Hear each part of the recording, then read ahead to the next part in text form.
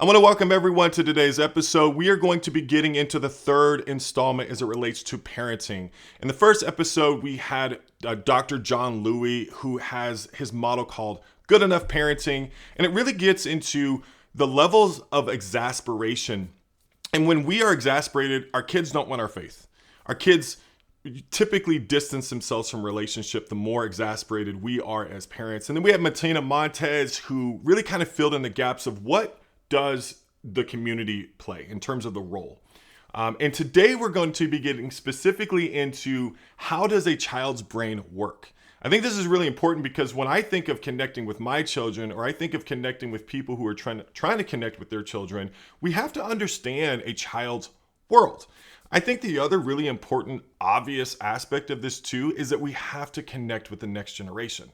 I think that many people are concerned about whether or not they are connecting with the next generation, their children and so forth like that. And we have to understand what the research says about how to go about connecting. And so I have a very credible, and she's also a colleague, but a very credible resource, Jayna Baczwaski. We worked together actually for years. And she's going to be joining today to be sharing from the wealth of knowledge that she has, because this is what she does. Without further ado, Jayna, welcome to the channel. Thank you, Kyle. I'm really excited about having you on. You and I, we've talked probably for about a year or so. Yeah. About having you come on and share and so forth like that. Thank you for making the time. I really appreciate it. Absolutely. Well, I'm also a fan, so had to do it. Absolutely. Absolutely. So let's get into why you decided to go into therapy, and then specifically why work with kids. Accidentally on purpose is how it happened, right? So I'll tell a really quick story of Sarge, my Irish Catholic family, and the twins. So at 16, I found myself running cross country for a man named Sarge. He was in our high school. He was also the teacher of the behavior disordered classroom, the BD classroom, as they used to call it. And all of us kids, all of us really high functioning, athletes, we would find ourselves spending more and more time in his portable, the BD classroom. And this was not a place where most people would hang out, right? There was explosive behaviors. There was kids who were really struggling, but I went there to find peace. He had a way of being. He knew things that research is only now explaining. And he had a way of being around children that I didn't realize was informing what I wanted to do as a professional. At the time, as a kid, I was just soaking it up. And he had this magic, and I wanted it. It meant something to me because I came from this amazing, loud Irish Catholic family who loved hard and fought hard. And it was a really different experience for me to be around a grown-up who was so calm. And that same Irish Catholic family, my father told me, no matter what you do, Jayna, you do it better for the next generation. That is what he tasked himself with, and it stayed with me. And so about the time that me and my husband were trying to have kids, I'd been a therapist. I've been in the field for like 15 years, but I'd only done adult therapy. And it just kind of accidentally, on purpose, happened that I was like, I need to figure out how to be a parent. And I'm in this field. And right about the time that I was coming into motherhood, I thought, there's some things that I want to give my kids that I got from my parents, and there's some things I don't. And a really, really cool way for me to figure that out was to say, I'm going to start learning everything I can about how kids work, how their brains work, and what kind of parent I want to be, because I wanted to be a really intentional parent. And so that's how I accidentally, on purpose, became a child therapist, a child and family therapist. Well, one of the things I'm excited about in having you is like when I typically, just for the audience, when you look at a therapist and you look at all the credentials or you look at all the letters they have, Jayna is one of those people who's trained in a lot. And so I was really excited about having you on because when you look at all those letters, it's incredibly confusing. And it's like, what does that mean? Yeah. Can you just give a little bit of an overview of the different approaches that you have found to be useful? Yes, absolutely. Well, specifically, it parallels adult therapy because you have said in your work, before you can do trait work and change behaviors, you have to do state work and work on the inside. Now, that's true for children, but it sounds a little different because adults' minds, by about 25 or 30, their brains are pretty fully developed. Little kids, no. That's actually something that's growing, and the brain is shaped by experience. And that experience really comes from very few people. The community for sure influences it, but the people who have the most influence on that are their primary caregivers. And so, what we do, why I say I'm not a child therapist, I'm a child and family therapist, is because I cannot do any kind of initial state work without that attachment figure, that primary caregiver that child has. They cannot drop the kid off at my office and leave because I don't have the medicine. They do. I can show them how to use their medicine. That's my role. But so what we first do is we first usually are working on, okay, we have these behaviors. And my specialty is children 0 to 5, but I work all the way up till about 1920. And so these behaviors are different for every age, but usually really external. So really big tantrums, really big outbursts. Teenagers are running away. They're very angry. They can also be really internal, so shut down. And so what my approach is I have to do first that state work. And that is done through a process called co-regulation. Because as our brains develop, we learn how to regulate. And I love that your previous guest used the word, was it escalate or exacerbate? And I would say exasperate. And in my world, we call that dysregulate or regulate. And so I like to teach my parents and my kids the first thing we do is we're working on that attachment system because that's what calms a kid down, right? But a kid doesn't calm just by watching us, they calm through us. In fact, I tell parents we are a template. So we are the template for emotion and relationship for them. So what our relationship is with our child gives them skills or doesn't give them skills, strengthens them towards regulating their emotions or not regulating and dysregulating their emotions. So the very first work I do, and this can go on for months, is we are working on regulation between the parent and the child dyad. And here's why. Experience builds the brain. Relationship builds the brain. We know that more than anything, and that's why I say parents are the medicine. So we first do that work, and some of the therapies I use, trained in polyvagal theory, because emotions are regulated in the central nervous system, which starts in the brain. Do a lot with circle of security, which has the motto of good enough parenting. Yeah, good enough. I'm not a perfect parent. I don't expect a perfect parent because we want to be real. And so we do a lot of that initial regulation work. And it's skill building that's done through the vehicle of the relationship with the parent and the child. Once we've really strengthened that attachment, then that child is then ready, their brain is then ready to work on things like processing trauma. And a lot of that with older kids, I do through modalities like EMDR, multi-dimensional family therapy. I use a lot of dialectical behavior therapy, again, for additional regulation as we're coping through trauma. For my little kids, I do parent work. Parents are such the holding space for their kids. They make it safe to work on hard stuff. And so I use parent-child interaction therapy for my kiddos with really externalized behaviors, really big tantrums. And we use that with an attachment focus. So that is where I'm coaching parents on how to be the most effective parents they can to manage big behaviors. And we work children all the way through big tantrums because I say that we don't avoid the tantrum, we go to the tantrum. Because the tantrum is the most prime opportunity to reshape a brain, to build brain architecture. Really? Yes. Don't fear the tantrum. And that's where most parents come in and need the most help.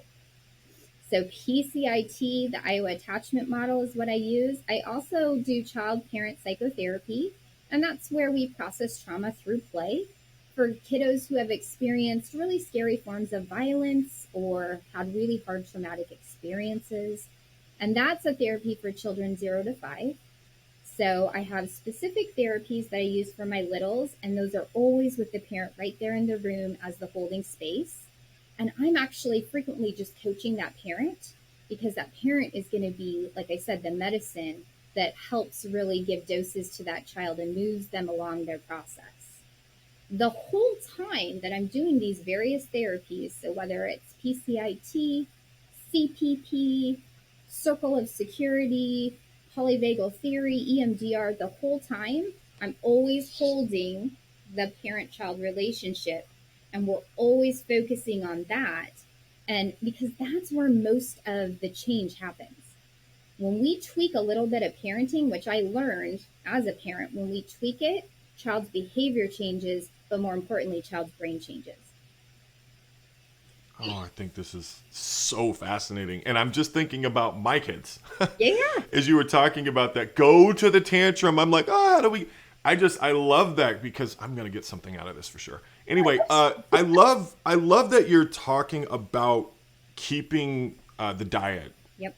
intact, because I do think historically Western concepts of individualism have been imported into how we think about treatment. And we don't think in terms of the relationship. We think in terms of the symptom. And what I love is, and this is so contiguous as it relates to the guests that I've brought on, is you never take the parent out of the equation. And I think that there have been even models within building churches where, oh, you have this teen ministry, or you have this children's ministry, or you have this ecosystem where you can give your kids away for a while. They'll transform and they should be better by the time they come back, like church camp in the summer or whatever, vacation Bible school or whatever.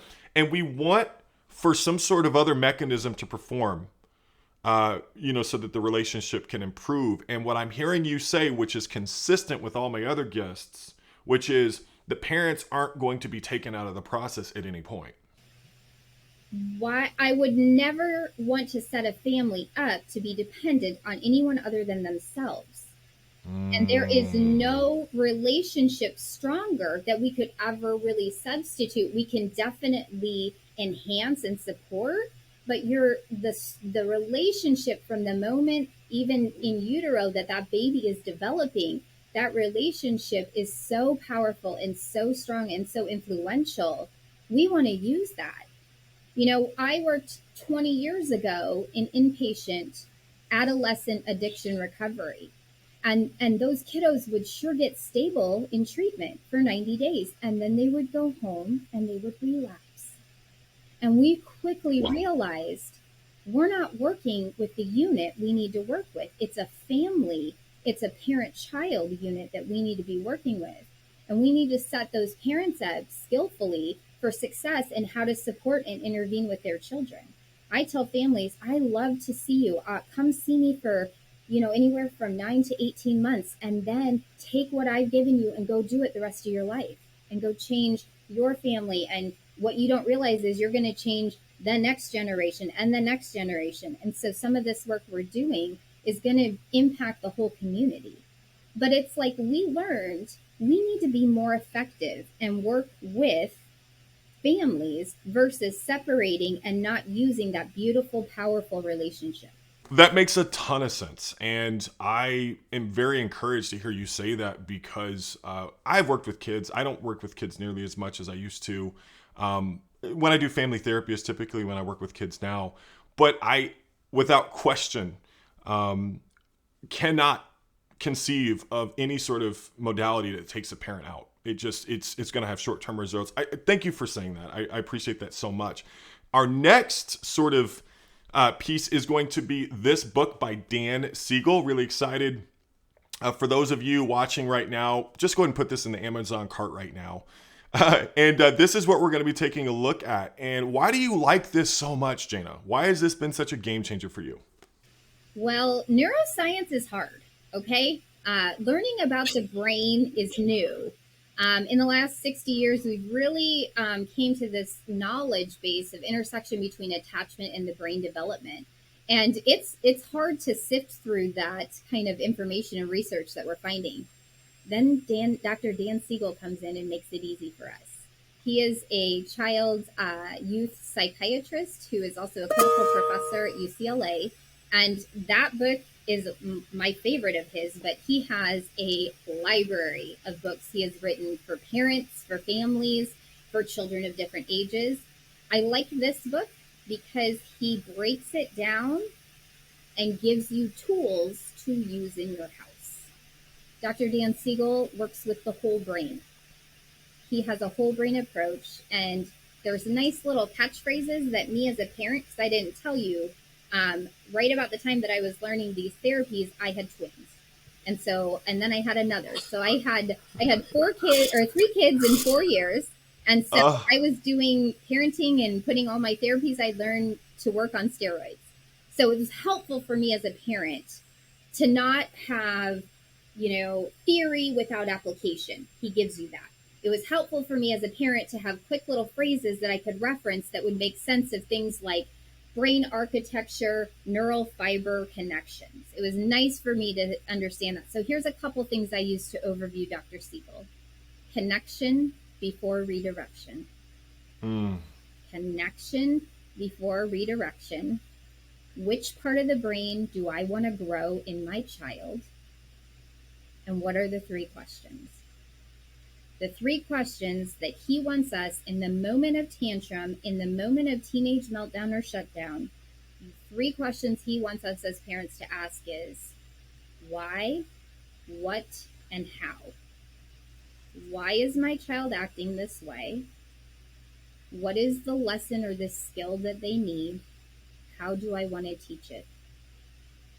Because discipline is an important thing we do as parents. But when we translate discipline to Latin, it means to teach. And that's what the how question is. We are teachers for our children. And if you think about the kind of teachers you learned the best from, they had a certain way about them. For me, it was Sarge. He had a way of being. And that's the connection that has to happen to open up the pathway in the brain to the learning center. Then we do the redirection. So, central nervous system and learning, okay, I'll kind of try to break it down here. Emotions that we deal with as parents, outbursts that we deal with as parents, shutdown and meltdown from teenagers that we deal with as parents, they all start in the central nervous system, and that includes the brain. And Dr. Dan Siegel takes all this that we know about the brain and he breaks it down into 2 pieces, the upstairs brain and the downstairs brain. Which is so lovely, because in the moment of a giant tantrum and I'm looking at my child, it's very helpful for me to just say, okay, what brain is he in? So that's really helpful. Yes. So, as adults, we really like logic. We really like reason. And that's what we want to foster and develop in our children. That's the upstairs brain. So the upstairs brain is where we are able to access our thinking and our logic. We're also able to moderate our emotions. We're able to access our moral compass. It's where cultivation of empathy happens. And it's where we have impulse control. Okay, remember how I said that the brain isn't fully developed till 25 or 30? That's because the upstairs brain is the last part to develop. And we as parents have so much influence in how that is actually built, the actual structures in the brain, how those are built. The downstairs brain is what children live in. It's the part of the brain that is emotional. So the limbic system, it's the part of the brain where we're very primitive and we're reading nonverbals of our parents or caregivers, and we're making inferences about what their emotional state is, and we're reacting to that emotional state, right? So Dr. Dan Siegel is always talking about many of the old school parenting approaches that many of us were raised in were really targeting the downstairs brain and entrenching the reactive, emotional downstairs brain. The practices he elicits that he writes in his book that are talked about and that I implement in every therapy I do, anything that's brain-based, it's nice because they all kind of are speaking the same language. What he talks about is that we have different approaches that we've learned that we know are better for our children to actually strengthen their capacity and grow their upstairs brain.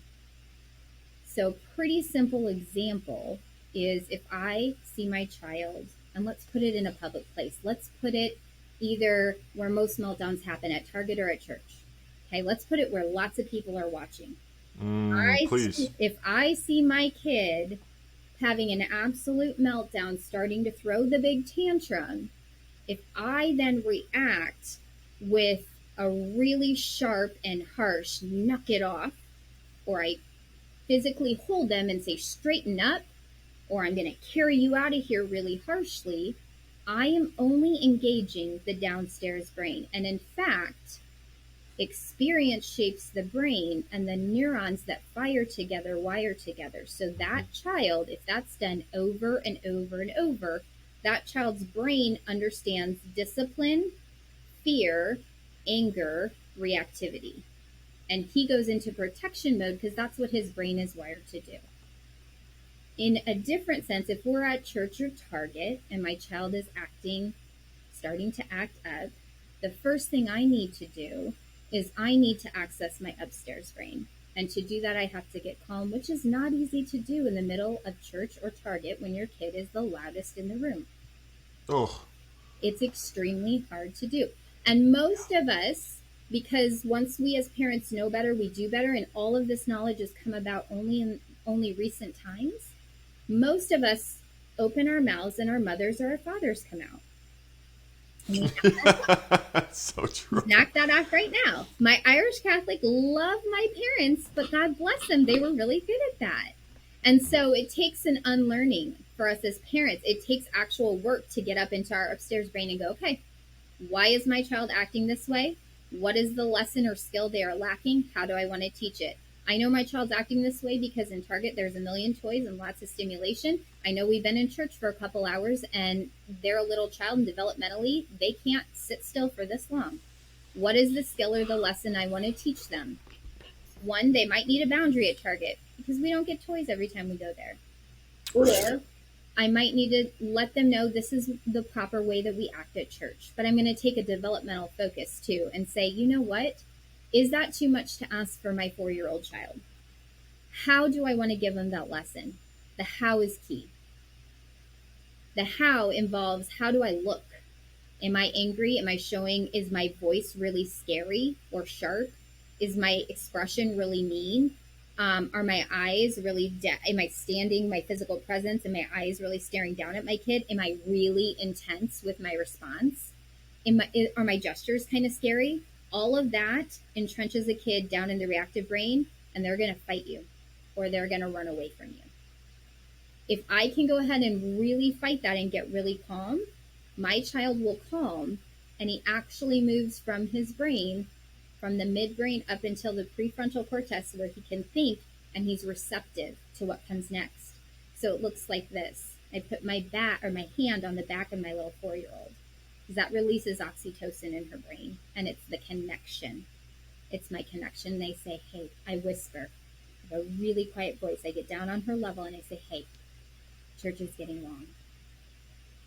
You've been sitting still for a really long time, but it's hard. And that sentence right there, I tell every parent, keep in your back pocket, it's hard. That's connection. I am connecting with you. I'm seeing you for developmentally where your brain is, and I'm saying it's hard. I might be saying it's hard when they're being illogical, and I'm not giving them permission to be illogical. I'm just connecting. I'm de-escalating, because then I'm opening their brain up to hear the lesson. This is not the way we act in church. Now I might, as a parent, then have some choice because now they're listening. I might say, we're going to go outside and take a break and get some water and then come back and try again. Or I might say, this is not how we act in church. Why don't I scoop you up and you snuggle up with me? You can put your head here. Or maybe I was really smart as a parent and I brought some activities for that child to redirect their attention to. That child would never have redirected to either snuggling up with me, diverting their attention, or redirecting their attention to something to keep them occupied if I had come at them angry, if I had met their downstairs brain with my downstairs brain. And so there's other times. Let me ask you a question real quick. So let me state where I hear you coming from, and then let me kind of flip to what I think is the rebuttal that Yeah. some parents will say. Oh yeah. I first of all hear you saying that our face programs a child's brain. Yes, sir. Our tone programs a child's brain in ways that will be lasting. Yes, it's called your social engagement system, and they have one too. And because we are animals, essentially, we're social beings. It was from a protection standpoint that our brains developed the capacity to read another person's social engagement system, and we're determining threat. So, if we're not careful as parents, we can, at least in our child's brain can now categorize us as a threat. Not only that, they then kick into protection behavior. Ooh. Wow. So as a parent, so I just want to say this is profoundly important for those of us who a lot of this stuff is more caught than taught. Yes. So it's interesting as you're talking about it right now. There's things that some of us as parents might be doing that are healthy, and we don't even know why it's healthy. And then there's things that some of us are doing that we don't think matter, but are going to be something that your child has to heal from for the next 20 years. So this is, I think, very important. Here's the rebuttal. Yep. Let's. And I brought this up. I brought this up in my interview with John Louie, and he countered it well. Okay. I think that the old school generation, we'll just call it that. It's like, hey, you're getting played by your kids. You need to win. It's almost like a power struggle. Yes. And you need to break your kids. It's kind of like when we, put people in the military, you get broken, so to speak, and then you do it my way and this and that. And I think this sort of battle, if you will, of the builder generation or the older generation, that's what they remember. Even when I was growing up, Jayna, it's kind of interesting. It was kind of that idea of don't cry or I'll give you something to cry about. Yeah. Or it's this idea of a parent who's stressed out all the time. And my mom was a single mom trying to raise 2 kids on her own. I mean, of course she was stressed. But my social engagement system, oh my gosh, was deeply affected by that. And I love my mom and Yes. and I love my but the point is that type of environment did create certain reflexes in me. Not just And so neural pathways in your brain. Go ahead. and what's unfortunate about that is that it's like unconscious almost. Like, so it's not something I can, like, even as a therapist, I'm just going to be really human here for a moment. As a therapist, I can tell people certain things, but I'm an organism just like they are, and I have defaults because of how I got damaged too. So it's interesting the way you say this, but the rebuttal is, Yeah. oh, here we go again. We have another therapist telling me to coddle my kid. Oh, here we go again, and you can just hear people's manager part comes out. Oh yeah. Here we go again, another parent who's being too soft. That's why we have the next generation. They're soft. They don't know what they want. We need to toughen them up again. We need to, again, that you know that narrative, Jayna. Oh, I know it so well. So how do you lovingly confront that perspective? Oh, absolutely. Well, I say, which part of the brain do you want to develop? Do you want a child who has impulse control? Do you want a child who makes good decisions? Do you want a child who knows where the darn boundaries are? You better believe that's part of our program. And so let me talk a little bit about this. So there's two main roles we have as parents: communicate love, set the dang boundary. Okay. This approach does not eliminate set the dang boundary. It just shows you how to do it more effectively. Okay. So I often get that, well, spare the rod, spoil the child.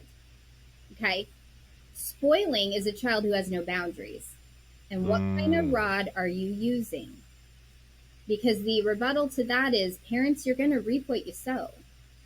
Now, if you want to break a child, if that's the old school terminology, you're going to get short-term compliance. You bet you are.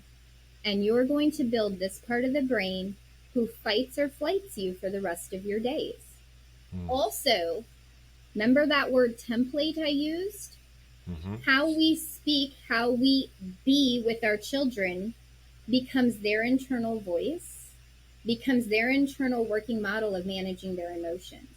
So if I'm overly harsh, if I'm not communicating love and I'm overly setting a boundary over and over with meanness, because I would put mean and weak both as things we want to avoid in children. Okay. So if I'm overly mean and harsh to my child, that's how they're going to be to themselves. And is that what I want to be giving my children? No, it's also only working with the lower primitive part of the brain. And so that's where I would say if you want to transmit something of value to your child, you can't threaten and force it into their brain. At some point, they have to struggle with it and own it, and it becomes theirs. That's where values and faith is really something that we want to gently cultivate in our children versus threaten it into their being, because they're going to fight that at some point. Now, inversely, we would say if we want to develop impulse control, develop a strong moral compass, have a child learn how to regulate their emotions, develop empathy, make thoughtful decisions, you're talking about this part of the brain. And we as parents, we have learned in parenting that we want to build that. We actually have the ability to build neurofibers for our children through repeated experience. Okay, so if that's what we want to develop, thoughtfulness, abstract struggle with what is my faith and what are my values, you have to repeatedly unlock this part of the brain. This part of the brain shuts down when a child is experiencing threat and stuck in their emotional brain. That's why we say connection before correction. That's why we go to the tantrum and we template and teach a child, we're not scared of your emotions. We're here to confidently manage these emotions. We're going to teach you how to manage these emotions. And once we can get you to calm this part of your brain, oh my gosh, neural fibers actually grow from your prefrontal cortex down into your midbrain. And you actually develop in your child quicker pathways where they can regulate quicker and go to logic and reason. And isn't that what I want to be doing with my children's brain from the moment they're born all the way up through their lives? And with my children who are now 9, and 4, is it still hard all the time? Yes. And am I committed all the time? So my children here, because boundaries are safety. Boundaries, if communicated with safety, give a child the bumpers of what's expected behavior, and they communicate safety. And I'll give an example, the most extreme example I have of why boundaries are so important and why it's a component.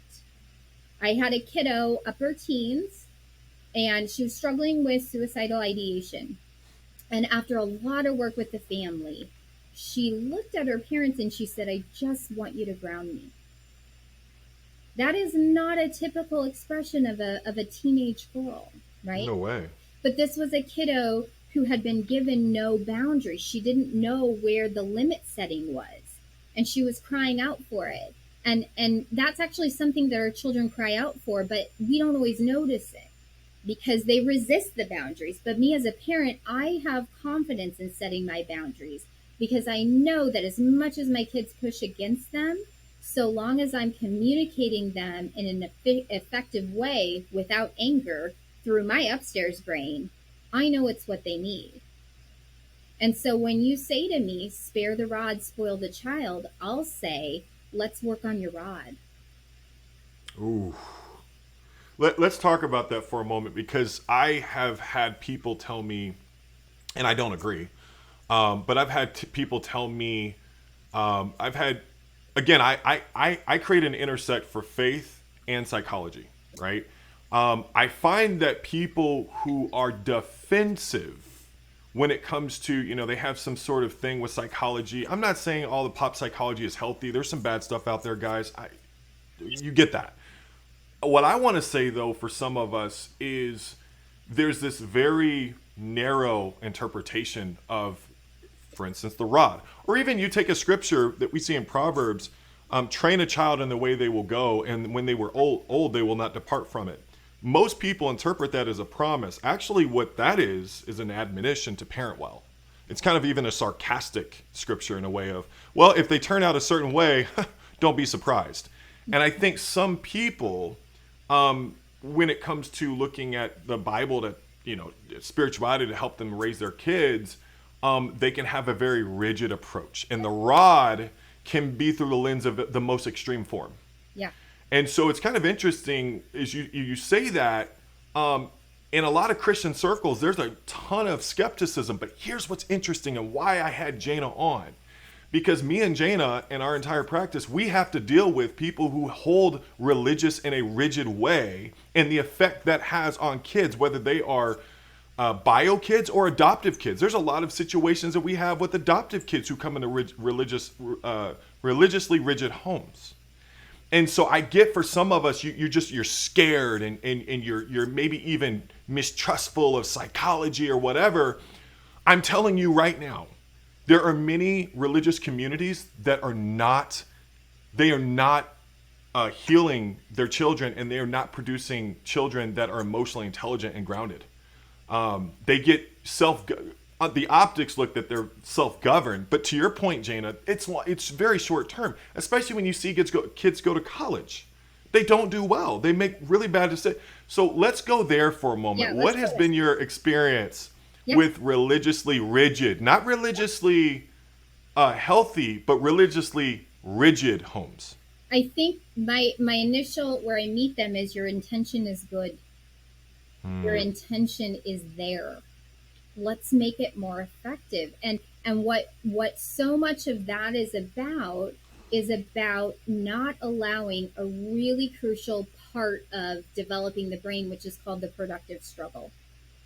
Now, the productive struggle is a balance, and it's where we let our children experience life and struggle with hard things, where we balance out enough of the struggle that they have to get through to learn a lesson, where we don't fix it for them and we don't prevent the struggle from happening.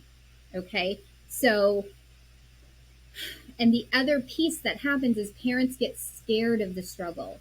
They don't want their kid to be too exposed to one thing. And that's fine, as every family has to define that differently. But what I'll say is, when you're scared, you hijack the lesson.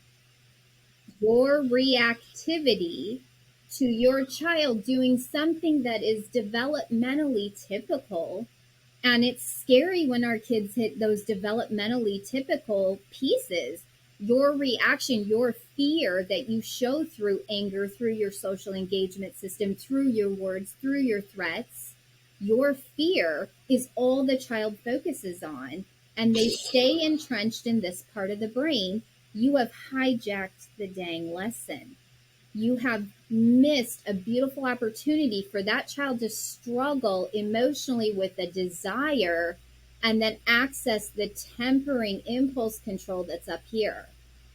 And in fact, it's sort of like, here's the child, here's the lesson. Parents stood right in front of it.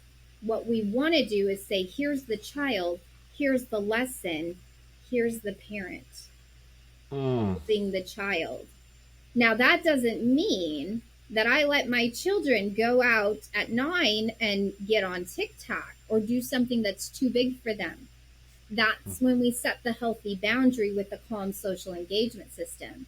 And I'm going through that right now with some young kids that live in my house that I love dearly. And so the answer to that, kiddo, is no. But we will come to a point in your life when you're ready for that. And the answer at that time will be yes, with lots of support and conditions from me. So I could say, hell no, you're too young. You're not getting that phone, that app. And then the kid's just mad at me because I've shown them anger, and automatically it's not a choice. Our central nervous system, especially the autonomic system, which regulates emotion, is unconscious. It's not a choice. So my child is just looking at me, and now she's real mad at me. Versus I'm a confident parent who's not ruffled that you want to try this crazy thing that's too big for you. And I say, baby, no, we're not going to do that right now. And so she can't be mad at me. She can be a little mad at me. She will be a little bit mad at me. But I didn't hijack her central nervous system. So then after she processes through that anger, she can go up here. And because I do it repeatedly, she can say, well, mom knows something that I don't know yet. Okay, so that's with littles. With our big kids, it's sort of like it's scary for parents. It's really scary for parents to let them struggle, especially if we're talking about something like a value or faith. Okay? And so in those moments, I again go to what we know about the brain. Concepts of faith, concepts of values, those are upper level brain activity. And so our role is to hold our child through the struggle. Now, sometimes this looks like a kid saying, I don't believe your faith. I don't want your faith. Or I don't share in your values. I don't want your values. Okay? So in that moment, I remind parents of a scripture, and I use this with a family who's very faith-based, who really believed in that scripture from Proverbs and also that spare the rod, spoil the child. Be not quick in your spirit to become angry, for anger lodges in the heart of fools. And that's going to be the approach you use. I know it's scary when your children challenge your value base. I know it's scary when your children challenge something really crucial to you, and it's developmentally typical, and it's probably on time. So why is my child acting this way? Developmentally, this is the rebellion that we know. What is the lesson? I want them to own their faith or this value at some point. How do I communicate it? How do I teach it? How do I discipline teach it? I want to do it in a way that isn't infused with anger, because that actually entrenches them in the rebellion. And now I've set up this beautiful power struggle that we're going to spend years on. Let me just first of all affirm what you just said. Literally, I do a ton of interviews. Like, I do a ton. What you just said is one of the most profound soliloquies that I've had in an interview. It was profound. Hijacking the lesson. Spiritual formation is a big part of his prefrontal cortex. I did not know that. And what you're saying is profound, Jayna. And I just want to affirm that first and foremost. The second thing that I'm really hearing in all of this is the fear. I think that people get into faith for different things. Some people want certainty. Some people want fire insurance. Regardless, people follow God. They follow scriptures. Some people, whatever, they're looking for something to help them. And a big part of why people do things, spiritually, is to control fear. And so I just love how you just attuned yourself as a parent, me as a parent, and all the other parents watching, and people who are helping to parent, even if you're not a bio parent, with the fear and developmental typical behaviors. Like, oh my gosh, this is developmentally typical. Interestingly enough, Matina in her research found, as it relates to helping children form, their brains are figuring out their faith well into their 20s. So for a lot of people, they're thinking that my kid is going to figure out a lot of their faith in their teens and become a Christian and get baptized and they're going to be in heaven with me and amen. I think that's awesome. But they're really still figuring out their faith well into their 20s. And what Mateen and her research showed is that what kids really need are communities that do not give up on them. And what I'm hearing you say is, don't give up as a parent when it's hard. Don't walk away from the tantrum. Don't detach. Don't become despondent. Don't become resigned. Don't become overly discouraged. And so I feel almost encouraged by what you're saying. I'm glad to hear that. And just as we know how our children's brains work, we know how our brains work. So when we're threatened and we're scared and we feel like failures as a parent, we're in the midbrain. And it's very helpful. And the credit goes to Dan Siegel and all the people that have taught us all these amazing trainings as therapists. I'm regurgitating their research. So let's give credit where credit's due. But all that research shows us, just like us, when we're scared, we're in our midbrain. in those moments, it's helpful to get it organized and to say, this is okay that my child questions this. This is developmentally what they're supposed to do. And I need to move to my upstairs brain and be the holding space for the productive struggle or the tantrum. I am the holding space. I'm not going to show you that I'm scared of your questioning of my values. In fact, that's the best thing I can do to plant the seed and keep watering my values for you, is I can show you my values are unwavering. My brain is older than you. I was given by my Roman Catholic parents room to struggle, leave my faith, and come back. But I did it on my own. And they held that space for me. And so it's sort of like, if I show you that I'm confident in my values, that means so much more than telling you and threatening you to believe what I believe. In fact, it gives you the room that God gives us to struggle and have free will. Exactly. And it's so much more meaningful. And so when somebody challenges in my house my beliefs or my values, I say, yep, that's hard. You don't agree with me. And if it's a boundary, I set the boundary. But if it's a thought process that's developmentally typical, I give them room and space to struggle with that. And I am not unwavered or threatened in my values just because this brain that's still developing and is so much younger than me is struggling with it. In fact, I look at that and I go, look at those little neural connections that are building in that little brain right now. I'm not going to hijack the lesson. I'm going to model the lesson non-verbally, confidently, as a rock for them to return to. Can I ask you, can you talk to my parents who feel like they have destroyed their kids? That they feel like they have permanently damaged their children. I find that as parents feel like failures constantly. And how do you strengthen, or how do you encourage your parents who feel like they have just done they've made all the wrong moves? Yeah. Well, I let them know that you still have biologically, chemically, the most powerful connection to that planet that kiddo than any other person on the planet. And it's actually never too late. And repair is a crucial skill that we give our children.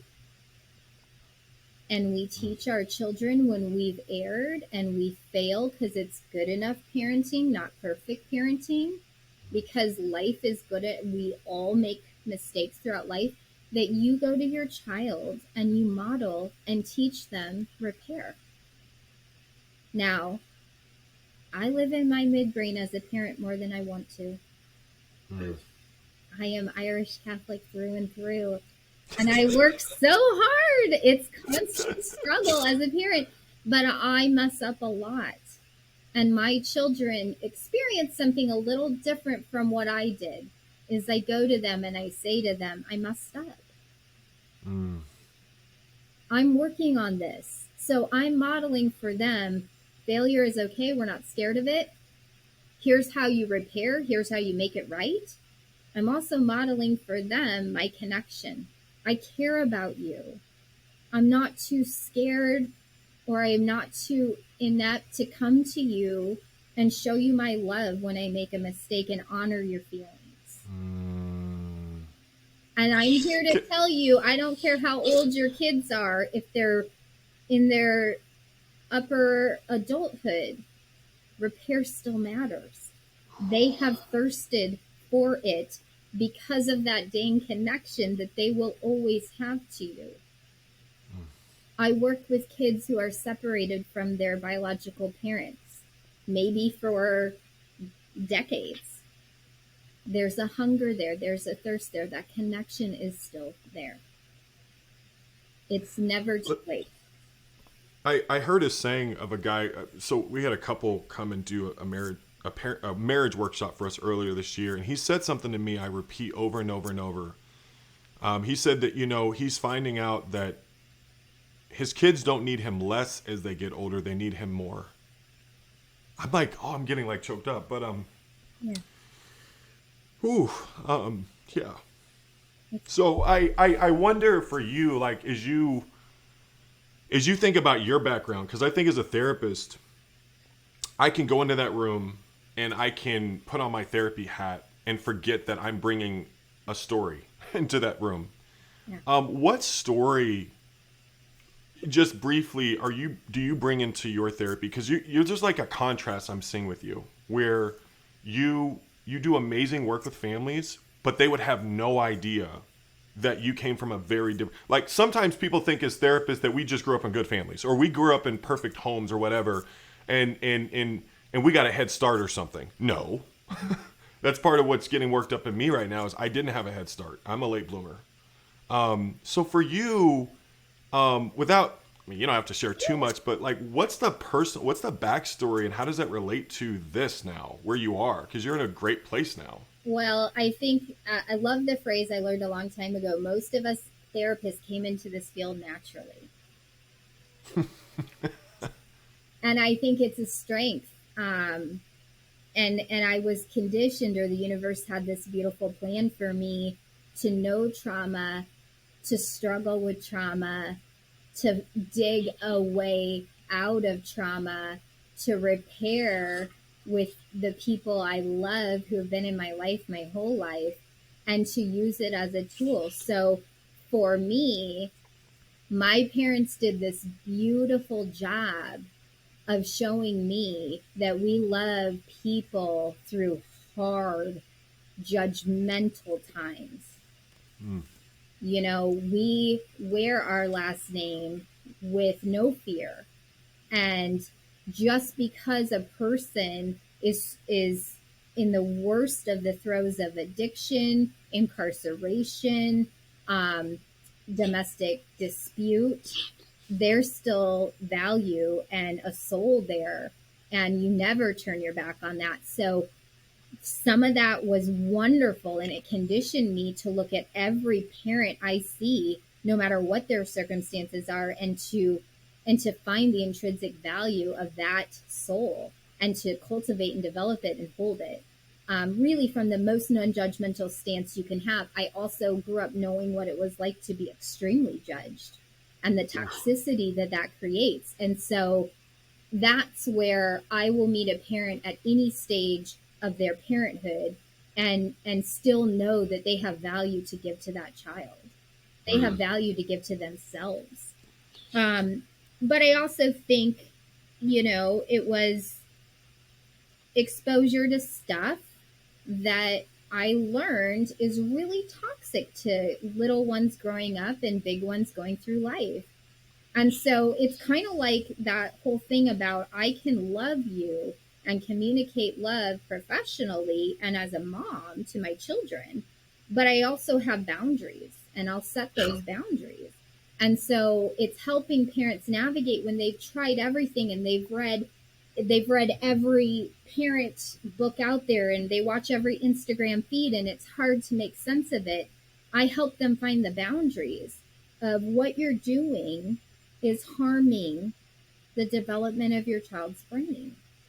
What you're doing is getting in the way of exactly what you want to accomplish. And what you're doing is toxic to you. You don't feel good as a parent or as a child doing this behavior. But I think it was a lack of sometimes a lack of what was acceptable behavior boundaries that as a person, I had to really learn and still struggle, and had to really find a voice for. When you grow up with some codependency, the boundaries are so iffy. That's my story, is just really defining boundaries and what's acceptable, what's not, and still maintaining love without turning bitter. And I'm fortunate at my age to have both of my parents still alive and to be able to go to both of my parents and question and be angry or hurt about things, and that's where I'm speaking from experience here, folks. And to have in my 40s the two people I love the most look at me and say that was wrong. and I'm sorry. And if I could go back and do that over, I would. And that heals so much. So for parents who really struggle with like coming to reflection and oh gosh, it must be too late. I'm speaking from my bones when I say it's never too late. Because yes, our brains get fully formed by about 25 or 30, but we learn for the rest of our lives. And, you know, it's amazing to me. I do this thing where I calculate in my brain how old were my parents when I was my kids' age. And I look and I go, they were babies. They were babies. I had children much later than my parents, and I look back and I thought, God, you know, they did the best they could with what they had. And they started with a lot of disadvantages. And so there's that. I hold that, and I can still hold. I wish there were some things that were better. And because they have said that to me, I get to combine the two, and I get to have so much grace with how I look at them. Absolutely. Yeah, I appreciate audience you allowing us to be people, because one of the things I find as a therapist and also as someone who's more of a public figure and so forth, that the more sort of out there you are, the less human you become. And I think at some point we have to humanize. Like as we have these conversations, remember that we're human. And I think some people, when we're so broken and we're so damaged, we need someone else to be more healed or whole than we are. And as we need them to be that, they can't be human. And I think that's a double-edged sword, because when people aren't able to be human, then we can, to some degree, you can never forgive them. Yeah. And I love what you just said, Jayna, which is you acknowledge the humanity of your parents. It's, as I'm doing this right now, there are those of you who feel like you failed your kids, and it's amazing just seeing your testimony, Jayna, where it's like, hey, later on, parents can mature. I think my dad is the same way. It's just they mature and they come back and they're like, hey, guess what? And I don't think as parents we understand how for some of our kids, they've been waiting their entire lives to hear that, their entire lives. And so you might be thinking, oh, it's water under the bridge or whatever. So anyway, I really appreciate that, Jayna, because we're human too. Yeah. And I think this kind of helps people, in terms of like, just conceptualizing it. Let me ask you, what are some next steps for parents? I feel like parents, there's this book, obviously, No Drama Discipline, Dan Siegel. But let's talk about some other steps on top of that. Yeah. So what I say to parents, and I do this 100 times a day, it starts just within you, your central nervous system, your brain, and how you respond to your children. Attachment is a dance of 100 million interactions we have with our kids. And so every interaction I have with my kids that you have with your kids, it's an opportunity to reshape that brain. I don't care how old the kids are. And so what you do is just starting with connection before correction, connection before redirection. And it's connection with myself first. Am I regulated? Am I reacting? Is this the little younger, older hurt inside of me that's coming out of my mouth that I'm spilling onto my child? Am I scared of my child's behavior? Am I feeling like it reflects on me as a failure as a parent? Can I be big enough to name that, tame it, tell myself I've got this, and just initially validate whatever my kid's going through? Connect with that child, because I know it's going to save me a whole bunch of time. Can I de-escalate my kid through connection? And then can I lay down that boundary in a really healthy and effective way?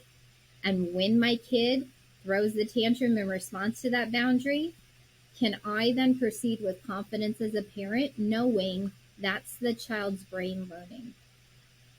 Can I look at tantrums? That'd be my two things for parents. Start working on connection before correction. Don't be scared of that dang tantrum. or that back talk or that meltdown or that sass from that teenager? Can I look at every one of those interactions as a brain building opportunity? Can I know that it's never too late to work on brain building? I didn't learn some of this until my twins were older. So my younger kiddo has a lot more brain building time with mom and dad. But can I look at every single meltdown, scary tantrum as an opportunity for me as a parent to build actual brain architecture, neural connections in my kid's brain? That's what happens. Can I respond in a way where I ask those questions? Why is my kid acting this way? What is the lesson? What is the skill they are lacking? How do I want to give it to them? How do I do it where I don't hijack their central nervous system, meet them with my downstairs brain, and now two downstairs brains are just battling it out? Those are the next steps. You know, I gave you some resources. I with my families, I give a million examples and scripts that we can use. Dan Siegel does that in his book. You can buy the book and read it and have all these new skills and scripts to use with your kids.